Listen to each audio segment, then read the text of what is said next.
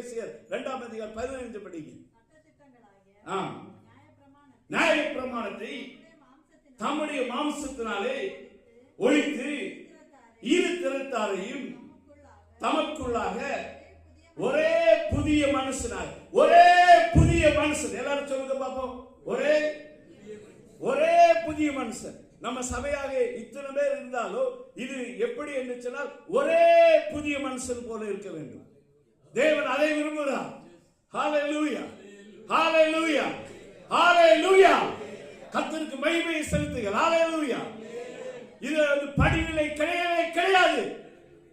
உயர்ந்தவன் தாழ்ந்தவன், தாழ்ந்தவன் தாழ்ந்தவன், அப்படிப்பட்ட சனாதானம் கிறிஸ்தவத்திற்கு உள்ள புகுந்து இருக்குது. அதை உடைத்தெறிய வேண்டும். அதை உடைத்தெறிந்தவர் இயேசு கிறிஸ்து. கிறிஸ்தவ சனாதானம் பின்பற்றப்படுகிறது.